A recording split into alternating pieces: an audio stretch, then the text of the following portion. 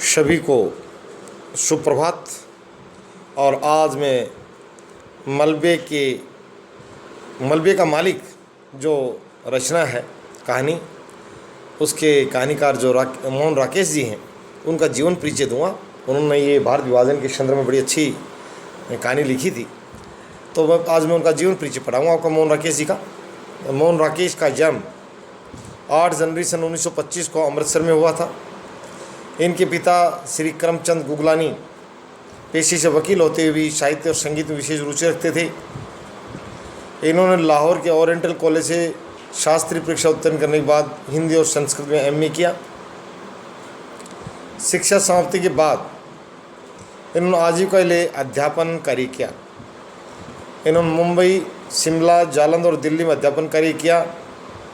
सन 1962 से 63 में शारिका के संपादन के रूप में इन्होंने महत्वपूर्ण कार्य किया। 3 दिसंबर सन 1972 को हृदय गति रुक जाने से इनकी मृत्यु हो गई। रचनाएं: मोहन राकेश बहुमुखी प्रतिभा के स्वामी थे। इन्होंने अपनी लेखनी से अनेक गद्य विधाओं को समृद्ध किया। उन्होंने नाटक, उपन्यास, कहानी, एकांकी, निबंध, यात्रावृत्त, आत्मकथा आदि गद्य विद्याओं पर अपनी लेखनी चलाई।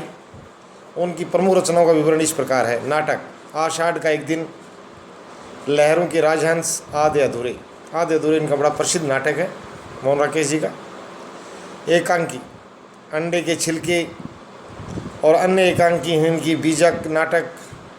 बीज नाटक, दूध और दांत। उपन्यास: अंधेरे बंद कमरे, न आने वाला कल और अंतराल, ये इनके उपन्यास। कहानियाँ: मोहन राकेश के समस्त कहानियों को एक घटना, क्वार्टर, पहचान तथा वारिस के नाम से 4 जिल्दों में प्रकाशित किया गया है। इन्होंने कुल 66 कहानियाँ लिखी। 66 निबंध: परिवेश, बकलम खुद, यात्रावृत्त, आखिरी चट्टान तक और जीवनी समय सारथी। साहित्यिक विशेषताएं: मोहन राकेश का रचना संसार अत्यंत विस्तृत है। इन्होंने संपूर्ण गद्य साहित्य को मूल संवेदना, मानवीय संबंधों की जटिलता को व्यक्त करना है। इनके संपूर्ण गद्य साहित्य की मूल संवेदना जो है, इन्होंने मानवीय संबंधों की जटिलता को व्यक्त किया है। इन्होंने नर नारी संबंधों का मनोवैज्ञानिक विश्लेषण भी किया है।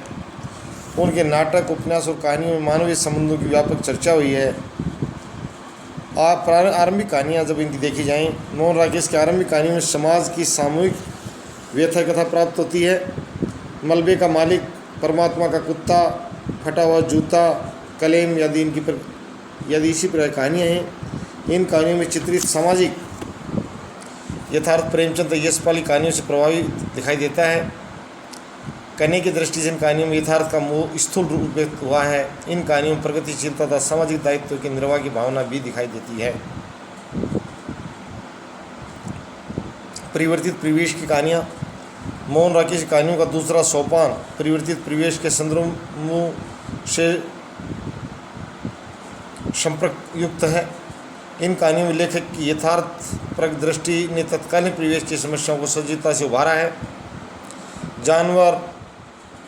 जानवर, निष्पाल, एक और जिंदगी आदि इसी सोपान कहानियाँ हैं जिनमें सामाजिकता की अपेक्षा आत्मपरकता अधिक है। इन कहानियों में कुंठाग्रस्त स्थितियाँ, दाम्पत्य संबंधों में बदले रूपों आदि का प्रस्तुत किया गया है। ये कहानियाँ संवेदनशीलता में प्रभाव उत्पन्न करने में सक्षम हैं। कलावादी कहानियाँ: मोहन राकेश की कहानियों का तीसरा और चौथा सोपान कलावादी कहानियों का है। इनमें glass tank, jack, safety pin, फौलाद का आकाश, ठहरा हुआ चाकू आदि कहानियाँ प्रमुख हैं। इन कहानियों में भाषा और शिल्प का चमत्कार दिखाई देता है। इनमें प्रतीकात्मकता, अमूर्तता, शिल्पगत चमत्कार आदि अधिक हैं। इस कारण इन कहानियों के शिल्प में जटिलता का समावेश हो गया है। विषय वस्तु दृष्टि से मोहन राकेश कहानियों में पर्याप्त विविधता है। इनमें सहजता और संवेदनशीलता है। इनके पात्र पारिवारिक विघटन की पीड़ाओं को झेलते हुए यथार्थ से संघर्ष करते रहते हैं। शैलीगत विविधता के कारण इनकी कहानियाँ अपना विशिष्ट स्थान बनाए रखती हैं। भाषाई दृष्टि से भी इनकी कहानियाँ सहज एवं प्रभावमयी भाषा से युक्त हैं।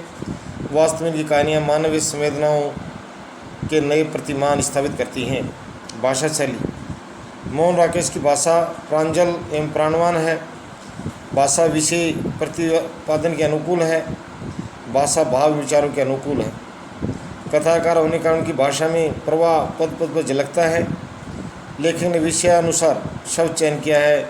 उनकी भाषा में संस्कृत शब्दों का सुंदर प्रयोग हुआ है, यथा संगम, स्थल, समाधि, क्षितिज, दृश्यपट, सूर्योदय आदि लेखन guest house, time table, graduate आदि अंग्रेजी के शब्दों का प्रयोग किया है। इसी प्रकार कौशिक, बेचैन, मेहमान, बेबसी, बेकारी आदि शब्दों का प्रयोग भी किया है। इनका वाक्य विन्यास बड़ा प्रभावशाली है। वाक्य छोटे छोटे हैं किंतु बोधगम्य, भाव अनुकूल तो व्याकरण सम्मत हैं। वाक्यों में शब्द इस तरह से गुथे हुए जैसे माला में मोती गुथे हों। उनकी भाषा के उदाहरण द्रष्टव्य है। पानी और आकाश में तरह तरह के रंग झिल मिलाकर छोटे छोटे द्वीपों की तरह समुद्र बिखरी शाही चट्टानों की ओर से सूर्य उदित हो रहा था। उनकी शैली में भावुकता, व्यक्तिगतता तथा वर्णात्मकता पदपूर्वक झलकती है। लेखक ने अपने व्यक्तिगत अनुभव को सहज और सरल शब्दावली व्यक्त किया है। जैसे मेरा साथी अब मोहल्ले मोहल्ले के हिसाब से मुझे बेकारी के आंकड़े बता रहा था। बेकारी की समस्या और सूर्योदय की विशेषता, इन दोनों से बेलाग। वर्णात्मकता उनकी शैली का विशेष गुण है। जैसे नारियलों की टहनियाँ उसी तरह हवा में ऊपर उठी थी, हवा उसी तरह से गूंज रही थी, पर पूरे शाम पट पर शाही फैल गई थी। वे किसी दृश्य का प्रभावपूर्ण चित्र खींचने में पूर्णतः सिद्धस्त थे। उनकी चित्रात्मक शैली का उदाहरण द्रष्टव्य है। सूर्य का गोला पानी इस तरह से छू गया, पानी दूर दूर तक सोना ही सोना ढुल आया, पर रंग इतनी जल्दी जल्दी बदल रहा था। वस्तुतः मोहन राकेश की भाषा शैली सहज, प्रभावपूर्णता, भावानुकूल है। ये मोहन राकेश जी की जो काव्यगत विशेषताएं बताई हैं, और मैं उनकी जो कहानी का जो सार बताऊं आपको, जो मोहन राकेश जी की कहानी का जो शीर्षक है मलबे का मालिक, उस कहानी का सार आपको, ये बड़ी रोंगटे खड़े करने वाली कहानी है। मोहन राकेश नई कहानी के ऐसे कथाकार हैं जिनकी कहानियों में उनके और हमारे आसपास के सामाजिक और व्यक्तिगत जीवन की झलक स्पष्ट दिखाई देती है। इस कहानी में, मलबे का मालिक में, इस कहानी में लेखक ने भारत विभाजन और उसके बाद की घटनाओं का सजीव चित्रण किया है। कहानी का प्रारंभ भारत विभाजन के 7.5 वर्ष बाद भारत और पाकिस्तान के बीच हॉकी मैच देखने पाकिस्तान से अमृतसर आए हुए मुसलमानों द्वारा अमृतसर की सड़कों पर घूमने से होता है। इनमें एक गन्नी मियाँ थे जो विभाजन से पहले अमृतसर के बादशाह बाज़ार में रहते थे। वे तो विभाजन से पहले ही पाकिस्तान चले गए थे, पर उनका बेटा चिरागदीन अपने परिवार के साथ यहीं रह गया था। गन्नी मियाँ उससे मिलने अपने मोहल्ले में आते हैं तो वहाँ कई नई नई इमारतों और कुछ मलबे के ढेर देखकर अपने मकान को नहीं पहचान पाता। तभी मनोरी नामक एक युवक गन्नी मियाँ को पहचान कर उन्हें उनके मलबे में परिवर्तित मकान दिखाता है और वहाँ अपने बेटे परिवार को न पाकर चीख कर हाय ओए चिराग दीना कहे उठता है। मोहल्ले में कोई भी गन्नी मियाँ को ये नहीं बताता कि उसके बेटे के परिवार को उसका मकान हड़पने के लिए रखे पहलवान ने मार दिया था। इससे पहले कि रखा उस मकान को कब्जा करता, किसी ने उस मकान को आग लगाकर मलबे के ढेर में बदल दिया था। गन्नी मियाँ को रखे पहलवान से मिलाने मनोरी कुएं के पास जाता है जहाँ पहलवान बैठा हुआ था। पहलवान पर गन्नी को पूरा विश्वास था कि उसके बेटे और बेटे के परिवार की रक्षा करेगा, इसलिए उससे मिलते कह उठता है, देख रखे पहलवान, क्या से क्या हो गया है, भरा पूरा घर छोड़ गया था, आज यहाँ मिट्टी देखने आया हूँ। रखा उसे कुछ उत्तर न देकर इधर उधर की बातें ही करता रहता है। गन्नी रखी की विश्वासघात से अन भी रखे को आशीर्वाद देकर चला जाता है। गन्नी के चले जाने के बाद रात होने पर रखा पहलवान गली के बाहर तख्ते और बैठा अपने शिष्यों को वैष्णो देवी यात्रा का वृत्तांत सुनाता है।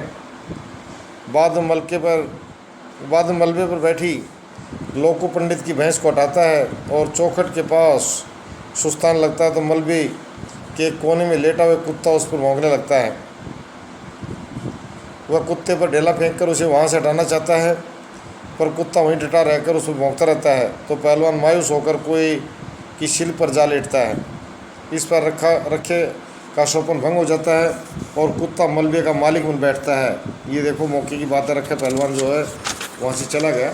ये इस कहानी का सार है, मलबे का मालिक, यानी अब कुत्ता बन बैठा उस मलबे का मालिक, रखा पहलवान वहाँ से चला गया है। बाकी जो इनके प्रश्न हैं उनको बाद में साझा करेंगे। धन्यवाद।